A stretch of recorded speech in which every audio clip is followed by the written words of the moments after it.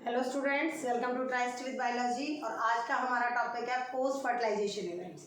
हम last videos में पढ़ चुके हैं कि फर्टिलाइजेशन कैसे हुआ। फर्टिलाइजेशन में दो चीज़ें बनी, कि डबल फर्टिलाइजेशन था। तो फर्टिलाइजेशन में एक तो बना प्राइमरी एंडोस्पर्म न्यूक्लियस। जो प्राइमरी एंडोस्पर्म न्यूक्लियस है, जिसको हम पेन बोलते हैं, इससे क्या डेवलप होगा। और दूसरा बना था जाइगोट। इस जाइगोट से किस चीज़ का डेवलपमेंट होना है। तो सबसे पहले हम प्राइमरी एंडोस्पर्म न्यूक्लियस का पढ़ें, जो कि पेन है, और ये ट्रिपल एन स्ट्रक्चर है, ट्रिप्लॉइड स्ट्रक्चर है।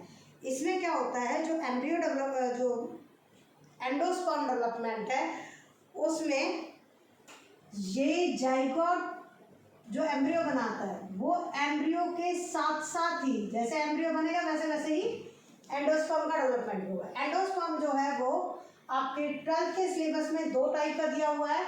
एक होता है फ्री न्यूक्लियर एंडोस्पर्म।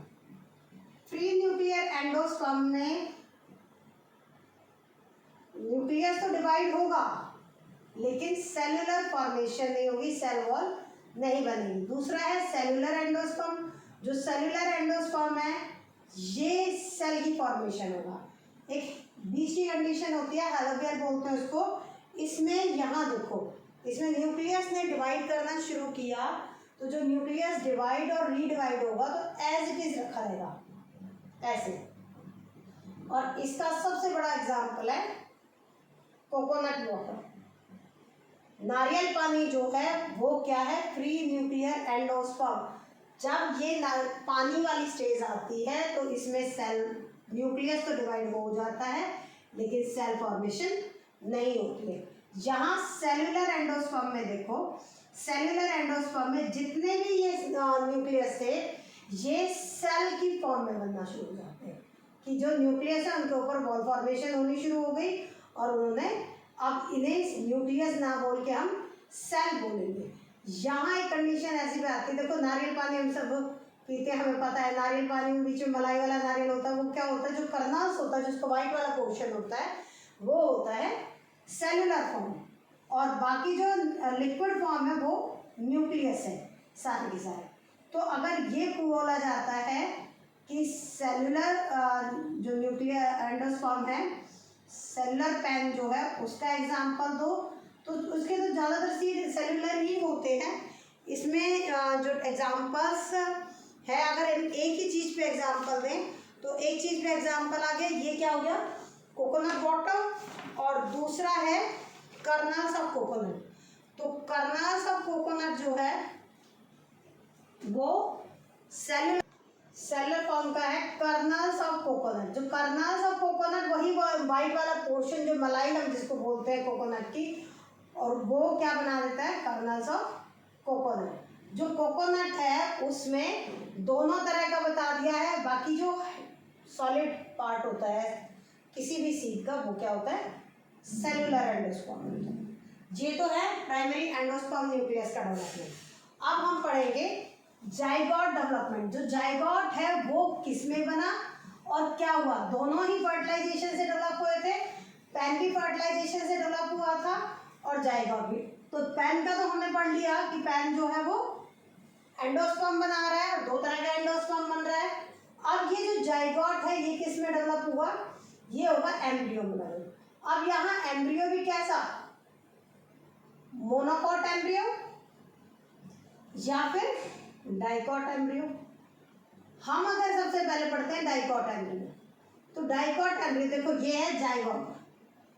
बहुत ज़्यादा पूछे जाते, देखो बहुत एक सिंपल सा क्वेश्चन है, how many cell stage is zygote. 12th के बोर्ड एग्जाम में आ गया, कितना आसान सा क्वेश्चन।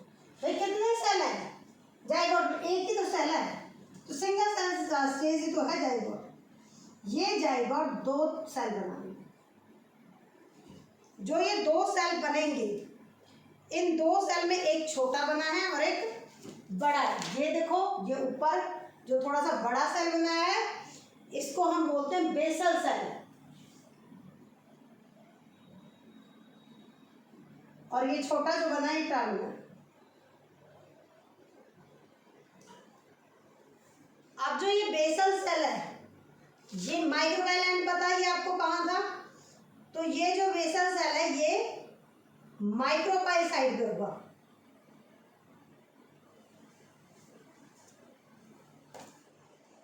ये सब यहाँ हो रहा है, ये इस जगह पे यहाँ, तो ये जो ये एम्ब्रियो इस साइड का है, नीचे वाली साइड, ये ऊपर चैलेंजर साइड है, तो ये यहाँ पर डेवलप करेगा। जो बेसल है इसमें ये बनता है सस्पेंसर, और जो सस्पेंसर बनेगा वो कैसे बनेगा, यहाँ देखो ये डिवाइड ट्रांसफर और लॉन्गिट्यूड दोनों डिवीजन होंगी, और ये जो बड़ा वाला सेल है ये तो ऐसे ऐसे करके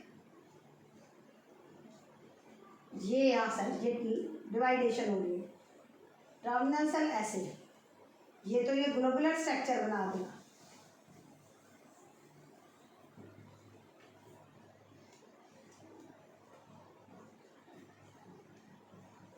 ये सस्पेंसर जो होता है वो माइक्रोपाइल साइड पे, इसे हाइपोफाइसी बोलते हैं, हाइपोफाइसिस। सस्पेंसर से ये पहला सेल है, सस्पेंसर का सबसे ऊपर वाला सेल हाइपोफाइसिस बोलते हैं इसको, और यही स्ट्रक्चर फिर हार्ट शेप ग्लोब्यूल स्ट्रक्चर बना देगा, और जो कि कोटालिडन में कन्वर्ट हो जाए इस तरह से। तो इसको बोलते हैं हार्ट शेप एम्ब्रियो। एम्ब्रियो ही है, ये भी एम्ब्रियो था, इसको ग्लोब्यूलर एम्ब्रियो, ये जो बॉल जैसा बनता है। हार्ट शेप से अब ये प्रॉपर जो है वो डाइकॉट एम्ब्रियो बन जाता है। डाइकॉट एम्ब्रियो का स्ट्रक्चर होता है ये। इस डाइकॉट एम्ब्रियो के स्ट्रक्चर में देखो बेटा, ये वाला पोर्शन और एक ये पीछे वाला, तो ये जो कोटालिडन के पास में जो भी कोटालिडन को कवर कर रहा है, इस वाले स्ट्रक्चर को बोलते हैं इपिकोटाइल। ये वाला स्ट्रक्चर होता है हाइपोकोटाइल। ये रेडिकल, ये प्लेम्यूल, ये एम्ब्रियो के पार्ट हैं, इसे एम्ब्रियो कहा जा रहा है, ठीक है। यहां ये इपिकोटाइल जो है वो क्या है, एम्ब्रियोनल एक्सिस का वो पार्ट जो अबव द कोटालिडन है, कोटालिडन के ऊपर है। ये वाला पार्ट बिलो द कोटालिडन। हाइपोकोटाइल और इपिकोटाइल में आ जाता है डिफरेंस। तो the portion of embryonal axis, embryonal axis का ही पोर्शन यहाँ क्या अबव द कोटालिडन और बिलो द कोटालिडन। अबव द कोटालिडन क्या होगा, इपिकोटाइल, और बिलो द कोटालिडन हाइपोकोटाइल। मतलब जो नीचे की साइड है उसको हाइपोकोटाइल बोल दिया, और जो ऊपर की साइड है वो epicotyl. Epicotyl terminates into plumule, hypocotyl terminates into radical. अब ये एम्ब्रियो जो है चाहे वो मोनोकॉट का हो या फिर देखो ये तो डेवलपमेंट किसका है, डाइकॉट का। अब अगर हम मोनोकॉट की बात करें, इस टर्मिनल को बेटा एपिकल सेल भी बोलते हैं। एपिकल सेल, कंफ्यूज मत होना कि टर्मिनल है एपिकल है, दोनों एक ही बात है। स्मॉल सेल है वो टर्मिनल है, और वही एपिकल सेल भी है। अब बात करते हैं हम मोनोकॉट में क्या होता है। तो मोनोकॉट का डिवीजन भी कुछ ऐसे ही होता है, लेकिन मोनोकॉट एम्ब्रियो जो बनता है उसमें यहां से डायग्राम अलग करेगा। ये जो डायग्राम है यहां तक, मतलब एपिकल और बेसल जो सेल बन रहे हैं वो तो ठीक है, वहां के बाद ये कुछ इस तरह से स्ट्रक्चर की शेप ये ले लेगा इस तरह से, और ये यही डेवलप करता करता ऐसे कर डेवलप करता रहेगा, और एक अलग सी शेप बना देगा। ये कुछ इस तरह से फिर डेवलप हो जाता है, जिसको हम मोनोकॉट एम्ब्रियो कहेंगे। मोनोकॉट एम्ब्रियो का डायग्राम हम अगर बनाएं तो डिवीजन वही वैसी होनी है दोनों में, ये इस तरह से मोनोकॉट एम्ब्रियो का डायग्राम बन के आता है।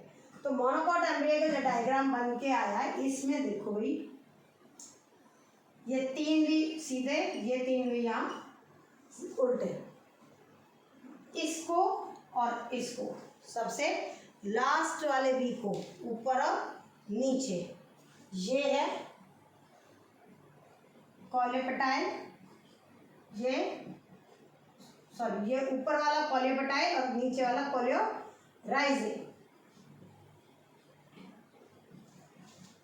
ये प्रीम्यूल की कवरिंग, तो नीचे प्रीम्यूल लिखोगे। ये रेडिकल की कवरिंग, तो नीचे रेडिकल लिखेंगे। जो पोर्शन हम कह रहे थे कि अबव द कोटालिडन और लोअर द कोटालिडन, वो यहाँ एपीप्लास्ट जाएगा। ये आ गया एपीप्लास्ट। ये यहाँ कोटालिडन एक ही है, सिंगल कोटालिडन है। इस सिंगल कोटालिडन को बोलते हैं स्कूटेलम। क्या बोलेंगे? स्कूटेलम। स्कूटेलम मतलब सिंगल कोटालिडन, क्योंकि मोनोकॉट में एक ही कोटालिडन होती है और वो स्पेशल शेप में आ जाती है, जिसको हम स्कूटेलम बोलते हैं। इसको शीट शेप कोटालिडन भी बोलते हैं। शीट ये, इसको ये भी बोल देते हैं। तो वो कंफ्यूज करने के लिए आपको दे सकता है ये वर्ड भी, कि बच्चा कंफ्यूज हो जाए कि उसका क्या आंसर देना। पूछी सिंपल चीज़ है। तो ये क्या है? Monocot embryo. और वो पीछे वाला क्या था? Dicot embryo. तो मोनोकॉट एम्ब्रियो और डाइकॉट एम्ब्रियो का डेवलपमेंट हमने अब पढ़ लिया। मोनोकॉट एम्ब्रियो और डाइकॉट एम्ब्रियो तो बन गए। अब इस एम्ब्रियो को देखो, मैं यहाँ आपके ग्राउंडनट से आपको दिखाऊंगी कि जो ग्राउंडनट है इसमें कैसे एम्ब्रियो होता है। ये देखो बेटा, हमने ये ग्राउंडनट सीड लिया है। अब इस ग्राउंडनट सीड को ये बीच में से तोड़ोगे तो ये स्ट्रक्चर जो इसका थोड़ा सा यहाँ पर ये छोटा सा नॉच में है, इस स्ट्रक्चर को निकाल लो। ये अगर आपको दिख रहा हो तो ये स्ट्रक्चर है। ये स्ट्रक्चर, इसमें ध्यान से देखना, ये आप घर में भी कर सकते हो। मूंगफली ले लो, चना ले लो, कोई भी चीज़ ले लो। इसमें देखो दो कोटालिडन है, दो लीव लाइक स्ट्रक्चर है, नीचे बल्ज जा है। तो जो नीचे स्ट्रक्चर है बल्जी स्ट्रक्चर, वो रेडिकल है, और सॉरी एम्ब्रियो के पार्ट्स हैं ये, वो हाइपोकोटाइल है। और जो ऊपर दो लीव लाइक स्ट्रक्चर दिख रहे हैं ये है कोटालिडन। तो ये डाइकॉट एम्ब्रियो है, डाइकॉट सीड है। अब हम जो पढ़ेंगे वो सीड ही पढ़ेंगे कि जो ये तो बन गया एम्ब्रियो, और ये है किसके अंदर? एम्ब्रियो किसके अंदर है? सीड के अंदर।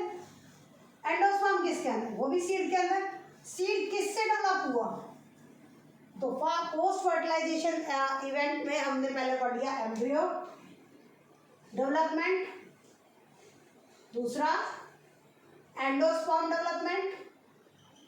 तो इन दोनों का डेवलपमेंट हम पढ़ चुके। अब हम पढ़ेंगे सीड डेवलपमेंट। तो सीड कैसे बनता है, क्या क्या चीजें होती है? सीड बनता है ओव्यूल से। किससे बना? ओव्यूल से। तो seed develop by ovule. Ovule में हमने ये जो चीजें हैं, अब इन सारी चीजों से कुछ ना कुछ तो बनेगा। हमने यहाँ पढ़ा है, यहाँ बन गया एम्ब्रियो। ये सारा स्पेस ऑक्यूपाई कर लिया पेन ने, ये है एम्ब्रियो। तो ये चीजें क्या है? ये क्या है? इंटेग्यूमेंट्स। इन इंटेग्यूमेंट्स से बनता है इसका कवर, इसका जो छिलका है। देखो, आप मूंगफली का छिलका उतार के देखना या किसी भी सीड का छिलका उतार के देखना, ये बाहर से कैसा है? पिंक, और अंदर से कैसा है? वाइट। तो जो पिंक है और वाइट है, देखो एक लेयर होगी तो एक जैसा कलर होना चाहिए, लेकिन ये कलर अलग अलग है। तो कलर अलग है, इसका मतलब लेयर भी अलग अलग है। ये वाली जो अंदर वाली लेयर है, ये बाहर वाली को बोलते हैं टेस्टा, और अंदर वाली बनती है टैगमेंट। है क्या ये दोनों? सीड कोट, सीड का कवर। सीड कोट दो तरह का है, टेस्टा और टैगमेंट। अब जो सीड कोट कोटालिडन है वो भी कितनी होगी? यहाँ पर अभी देखा था हमने, ये एसिड स्ट्रक्चर था, तो ये क्या है? डाइकॉट। अगर सिंगल कोटालिडन होगी तो मोनोकॉट। इसमें देखो सीड के अंदर जो सीड बन जाएगा तो सीड के अंदर ओव्यूल, इसमें ये एक लाइन होती है, लाइन होती है, इस लाइन को हम बोलते हैं स्कार, निशान। जो हाइलम था ना वो डेवलप होता है इस लाइन में, ओव्यूल में हाइलम था और यहाँ स्कार बन गया। यहाँ पर एक छेद रह जाता है इसमें, जिसको हम बोलते हैं माइक्रोपाइल। अब फिर क्वेश्चन आ गया भाई, माइक्रोपाइल इन सीड का फंक्शन। माइक्रोपाइल ओव्यूल में क्या कर रहा था, पोलन ट्यूब को एंटर करा था। यहाँ इस माइक्रोपाइल का फंक्शन क्या है बेटा, जब हम सीड को बोते हैं, सीड हमने बो दिया, ग्रो कर दिया, तो सीड के पास ना रूट है जो वाटर और मिनरल एब्जॉर्ब कर ले, ना उसके पास होल्स है कोई जहाँ से वो रेस्पिरेशन कर ले। तो ये माइक्रोपाइल, इसमें एक छोटा सा छेद ही रह जाता है। ध्यान से देखना, किसी भी सीड को ज़्यादातर चने में बहुत प्रोमिनेंट देखते हैं, चने के अंदर देखना, तो ग्राम सीड में ये माइक्रोपाइल जो है वो उस पॉइंट पे छेद है और ये क्या करता है, हेल्प इन रेस्पिरेशन। पर कब, जब वो जर्मिनेट कर रहा है, at the time of seed germination, seed germination के टाइम पर, सीड जर्मिनेट हो रहा है उस टाइम पे माइक्रोपाइल उसमें हेल्प कर रहा है रेस्पिरेशन में। आप देखो यहाँ कुछ सीड्स के एग्जाम्पल्स दिए हुए हैं और ये कुछ डायग्राम्स हैं किसके, सीड्स के। यहाँ सीड्स में देखो ये सिंगल कोटालेडन सीड है, एक ही कोटालेडन है। यहाँ डबल कोटालेडन सीड है, ये देखो 2 कोटालेडन है इसमें। अब हर पार्ट का अपना एक फंक्शन। कोटालेडन क्या कर रही है भाई, कोटालेडन उसको रिजर्व फूड दे रही है। रेडिकल क्या करता है, रेडिकल रूट बनाएगा, रेडिकल से रूट बनेगी, प्लिम्यूल से स्टेम बनेगी, ये शूट में डेवलप होगा और ये रूट में डेवलप होगा। इसके कवर मतलब रूट कैप कौन बनाएगा, पोलराइजर। और ये जो आउटर लेयर है ये इसको प्रोटेक्शन देगी, डोरमेंसी प्रोवाइड करती है। अब आ गया क्वेश्चन कि यहाँ अगर सीड की है तो सीड की डोरमेंसी का क्या मतलब है। देखो बेटा, जब सीड जो है उसको ग्रो करते हैं, मैं सबसे इजी एग्जाम्पल अगर आपको दूँ कि घर में गेहूँ रखा होता है, तो किसान क्या करेगा, गेहूँ के लिए क्या बोएगा, गेहूँ ही बोएगा। तो गेहूँ के वो सीड लिया उसने, वीट के सीड्स लिए और उन सीड्स को ग्रो कर दिया। उसने 2 साल बाद देखा वो सीड, जब प्रॉपर उसको फेवरेबल कंडीशन दी, मॉइस्चर दिया और उसने सॉइल में अच्छी फर्टाइल सॉइल में उसको ग्रो किया तो उससे प्लांट निकल गया। लेकिन कुछ ऐसा हुआ कि उसने 4 महीने और ले लिए, मतलब पहले वो 4 साल बाद, अब वो 5 साल बाद बो रहा है, तो देख रहा है सब कुछ प्रॉपर देने के बाद भी सीड जर्मिनेट नहीं कर रहा। इसका मतलब क्या है कि उसका डोरमेंसी पीरियड खत्म हो चुका है। डोरमेंट वर्ड जो है ये कहता है कि कोई काम नहीं करना, सोया हुआ पड़ा है, सीड रेस्ट की पोजीशन है। डोरमेंसी कहती है कि वो पीरियड जिसमें सीड क्या है, रेस्ट कर रहा है, लेकिन जैसे ही उसको जर्मिनेट किया जाएगा वो जर्मिनेशन शो करेगा। जैसे ही उसको सारी की सारी कंडीशन, सॉइल दे दी, वाटर दे दिया, टेम्परेचर उसको प्रॉपर दे दिया, तो वो क्या कर देगा, जर्मिनेट कर देगा। इस फेज को जब वो वाइबल तो है, जर्मिनेट कर सकता है, बट जर्मिनेशन वाली कंडीशंस उसको मिल नहीं रही, इसलिए वो अपने जो अपना मटेरियल है उसको रीस्टोर किया हुआ उसने, उसके पास जो चीज़ है वो सेफली है, तो उसे हम क्या बोलते हैं, डोरमेंसी पीरियड। और डोरमेंसी को मेंटेन करने के लिए इस टेस्टा का बड़ा सारा रोल होता है। डोरमेंसी टूटती भी तब है जब टेस्टा टूटेगा, मतलब सीड का ऊपर वाला जो छिलका होता है, सीड का जो कवर होता है, वो टूटना ही डोरमेंसी ब्रेक डाउन होता है। अब अलग अलग प्लांट की डोरमेंसी पीरियड भी अलग अलग होता है। जैसे लुपाइनस एरेक्टिकस, ये प्लांट ऐसा है, गेट पाम, इसको जो लुपाइनस एरेक्टिकस है इसके सीड को हम 10,000 साल तक भी रख सकते हैं, तो इसका डॉर्मेंसी पीरियड क्या है 10,000 ईयर, उसके बीच में कभी ग्रो कर लो तभी जर्मिनेट हो जाए। दूसरा है फाइनिक्स डिक्टालिफेरा,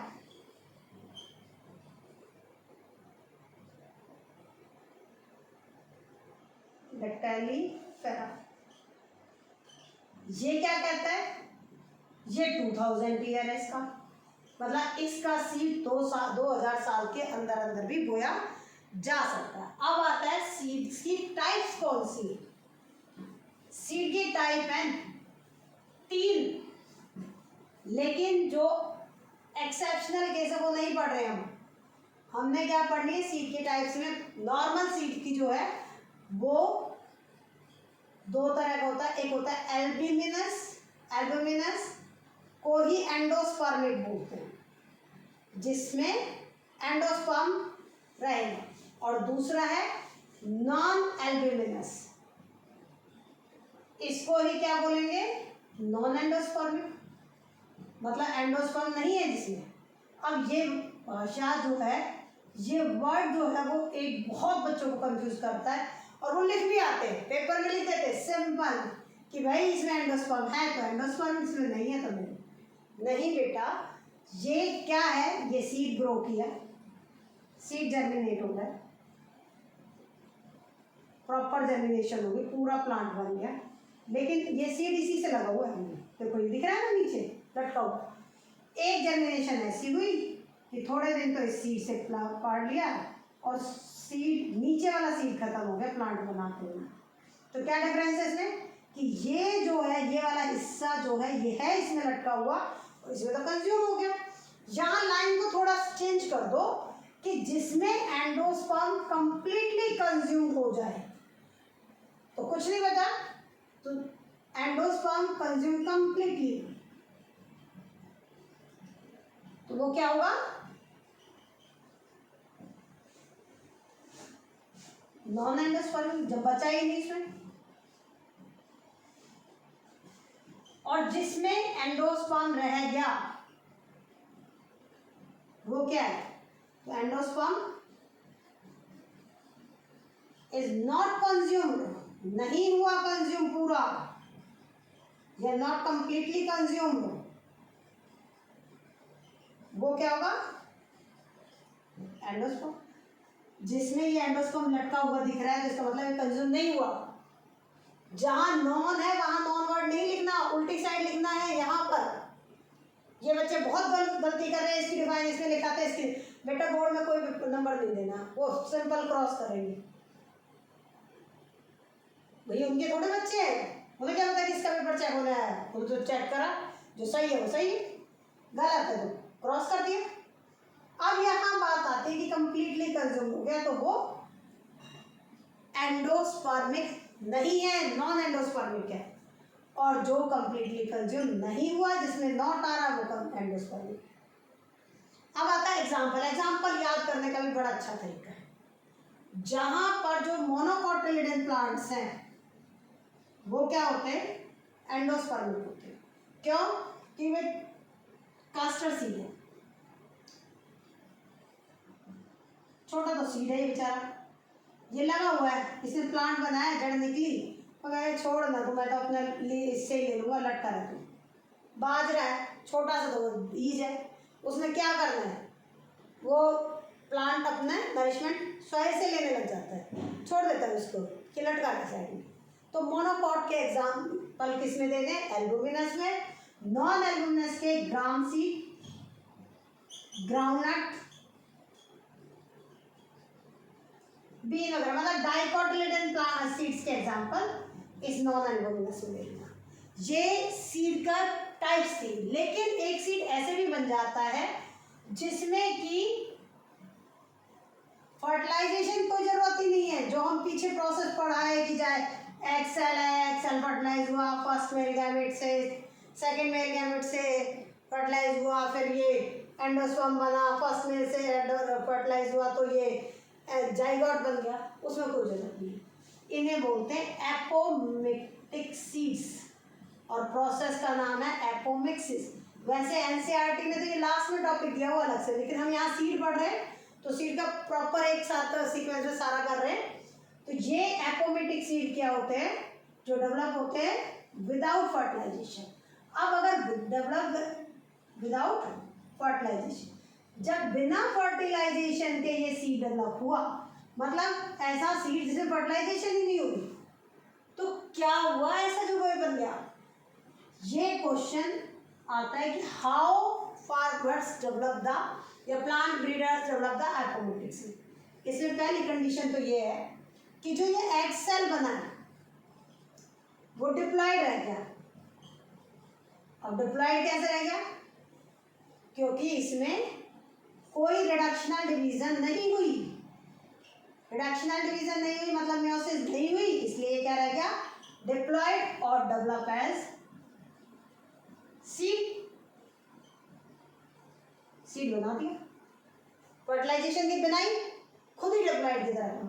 दूसरा है जो अदर सेल ऑफ न्यूसेलस थे, न्यूसेलस के पास तो बहुत सारे सेल थे, उस न्यूसेलस के कोई भी सेल वो क्या रह जाए, डिप्लॉयड रह जाए, वो भी बिना फर्टिलाइजेशन के, तो वो भी क्या कर लेगा, वो भी यही डेवलप कर लेगा, क्या सीड डेवलप कर ले। तो इस तरह के सीड जो बनते हैं उन सीड्स को बोलते हैं हम एपोमेटिक सीड।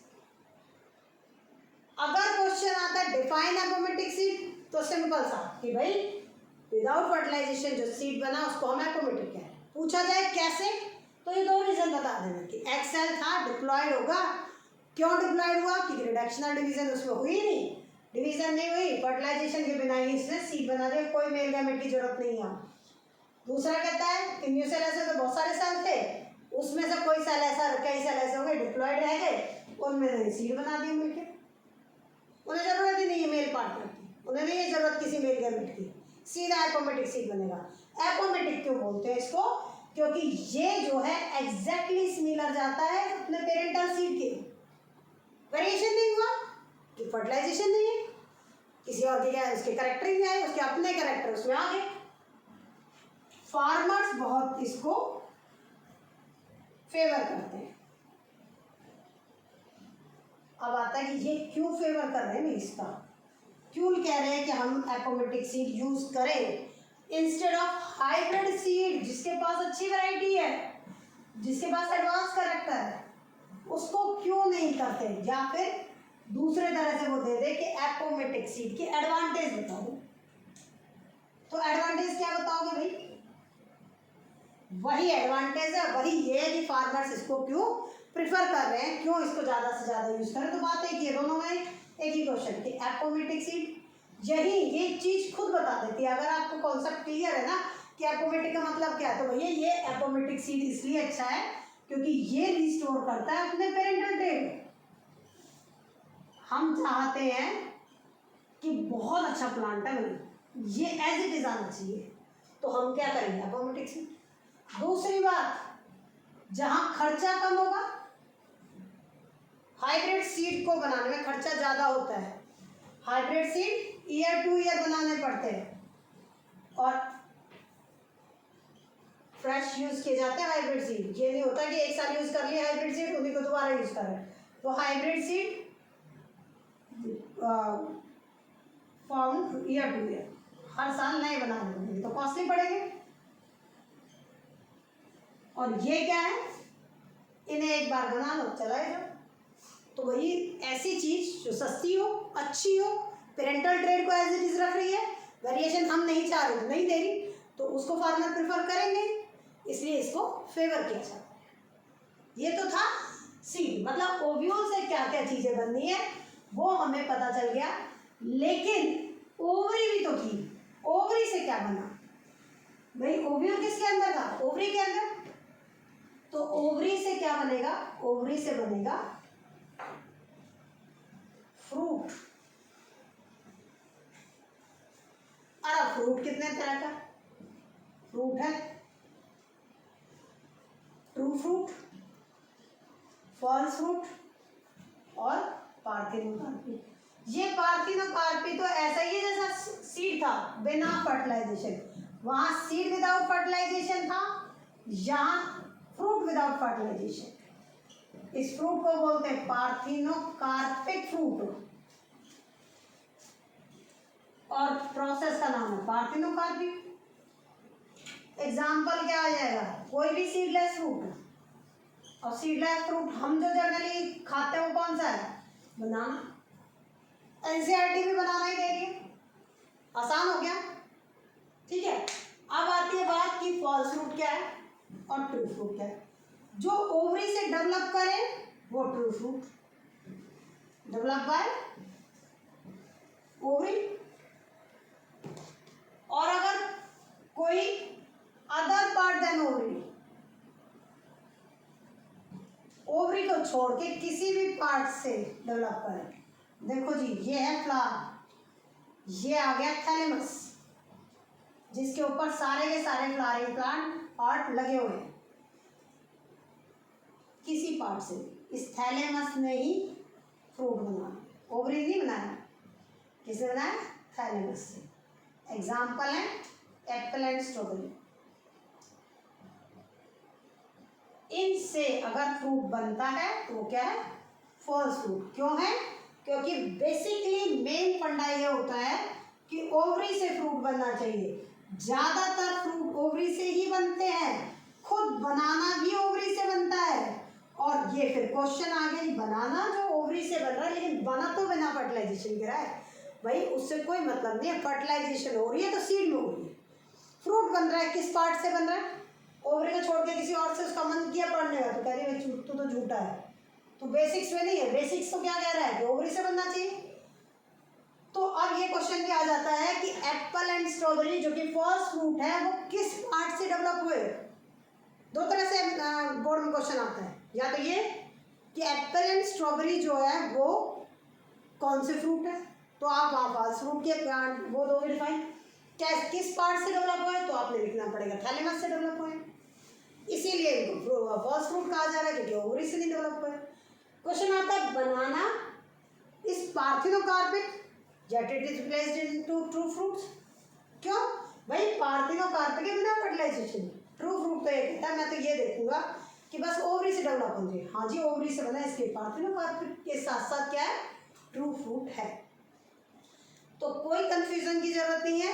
ये तो हो गए फ्रूट्स की टाइप और वो हो गई थी सीड की टाइप। जब फ्रूट्स और सीड की टाइप हमने पढ़ ली तो अब इसमें एक और चीज भी रह जाती है, छोटी सी एक चीज है, पोली एम्ब्रियोनी। पोली एम्ब्रियोनी क्या है, जिसमें प्लांट ये कहता है कि अब यहाँ कुछ एक्सेप्शनल केसेस हम पढ़ रहे हैं जो अलग लीक से हटके बात होंगी। एक सीड में एक एम्ब्रियो था, पोली मतलब बहुत सारे, one seed many embryos, embryo ज्यादा हो गए, सीड एक है, एक सीड कई सारे। एग्जाम्पल इसमें हो गए सिट्रस फ्रूट्स, मैंगो भी आ जाता है, टोमेटो भी आ जाता है,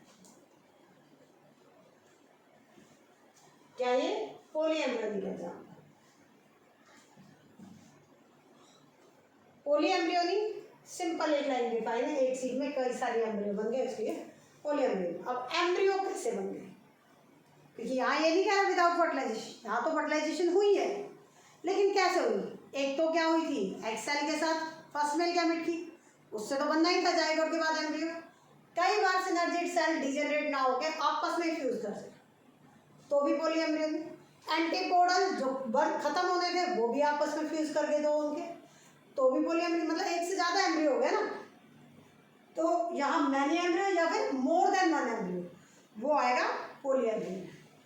ये जो हमने पोस्ट फर्टिलाइजेशन इवेंट पढ़े ये सारे क्या थे, नेचुरल फिनोमेना। अब आता है भाई देखो, किसी भी चीज में अगर ये वर्ड आ गया आर्टिफिशियल तो इसका मतलब समझ लेना कि ह्यूमन बीइंग की इंटरफेयर हो गई।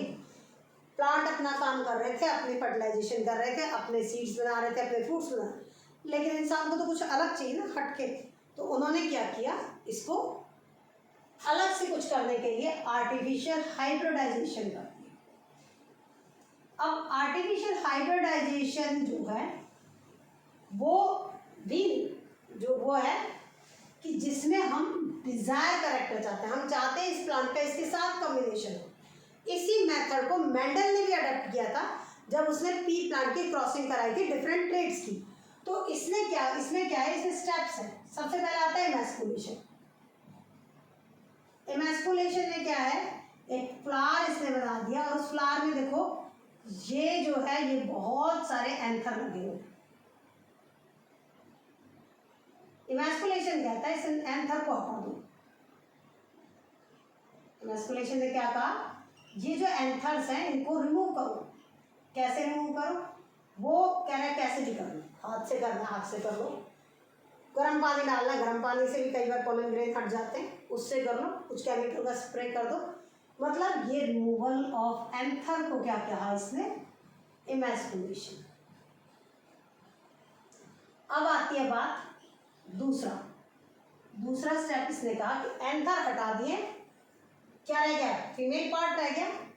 इस फीमेल पार्ट को कवर कर लो पॉलीथीन से, जिसको इसने कहा बैगिंग। पॉलीथीन भी कैसी लेनी है, जो स्टिकर वाली आती है ना, उस पॉलीथीन की बात हो रही है। अब इसको नीचे से काट लिया, ये ऊपर से स्टिक होने वाली होती है पॉलीथीन, छोटी सी पाउच आते हैं ये, इनसे लिया और नीचे से कट कर दिया। यहाँ रबड़ बैंड डाल के उसको प्लांट से अटैच है, यानी गोल तोड़ के घर में रख लो ना।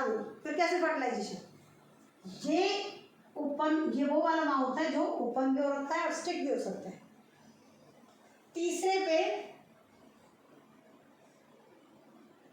तीसरा जो पार्ट है वो है टैगिंग। अब साइंटिस्ट को भूल ना जाए तो उसका नाम लिख देते हैं, उसको टैगिंग कहते हैं। फोर्थ में इसने कहा अब अपना डिजायर पोलन जो है वो इंट्रोड्यूस कराओ। इंट्रोड्यूस द डिजायर पोलन, जो हमें चाहिए, जो हम चाह रहे हैं हमारा इस वाले के साथ पॉलिनेशन, इसका फर्टिलाइजेशन होता चाहिए, तो इंट्रोड्यूस कराया डिजायर पोलन ग्रेन को। उन्हें इस पॉलीथीन खोला और यहाँ पर उन्हें डस्ट कर दिया, बंद कर दिया, क्या हो जाएगा, फर्टिलाइजेशन। लेकिन ये फर्टिलाइजेशन कैसी है, आर्टिफिशियल फर्टिलाइजेशन। क्यों, क्योंकि यहाँ प्लांट ने खुद ने नहीं किया, ये आर्टिफिशियल हाइब्रिडाइजेशन हो गया और जो कैरेक्टर हम चाह रहे थे वो इसमें हमने इंट्रोड्यूस करा दिए, जिस दो प्लांट की फर्टिलाइजेशन करा दी। एक प्रोसेस है, क्यों कराते हैं भैया आर्टिफिशियल हाइब्रिडाइजेशन, क्या जरूरत है इतने वेरिएशन। तो एक चीज आती है प्लांट में, वो है देखो प्लांट में भी डिप्रेशन होते हैं, लगातार सेल्फ ब्रीडिंग हो रही है, सेल्फ ब्रीडिंग, उसी के साथ उसी की क्रॉसिंग हो रही है, तो उसको हम बोलते हैं इन ब्रीडिंग डिप्रेशन। इन ब्रीडिंग कॉन्टिन्यूस सेल्फ ब्रीडिंग है, डिप्रेशन क्वालिटी और विग्योर दोनों खत्म हो गए, क्वालिटी भी रिड्यूस होगी और विग्योर भी इसका लूज हो गया। तो क्या ये अच्छी वैरायटी होगी, नहीं होगी। इस वैरायटी को, इसको ओवरकम करने के लिए, किसको, इनब्रीडिंग डिप्रेशन को कम करने के लिए इंट्रोड्यूस होता है आउट ब्रीडिंग। अब आउट ब्रीडिंग में या तो इंसान करा दे, अगर इंसान नहीं कराए, इंसान कराएगा तो अभी आर्टिफिशियल हाइब्रिडाइजेशन पड़ा, वो मेथड आ जाएगा। नेचुरली इनब्रीडिंग कैसे होता है, प्लांट खुद भी अपने आप को सेव करता है। इसमें नेचुरली इनब्रीडिंग में होता है कि प्लांट जो है वो डायनोशियम डेवलप कर गया, एंथर डेवलप ही नहीं, तो ये क्या करेगा, ये दूसरे का पोलन रिसीव कर देगा। दूसरा प्लांट कहता है पार्ट कि एंथर तो डेवलप है लेकिन ये डायनोशियम डेवलप नहीं है भाई, तो ये पोलन दूसरे पे चले जाएंगे। इसको बोलते हैं प्रोटोगाइनी, यह प्रोटोएंड्री। एक सेल्फ इनकम्पैटिबिलिटी होता है,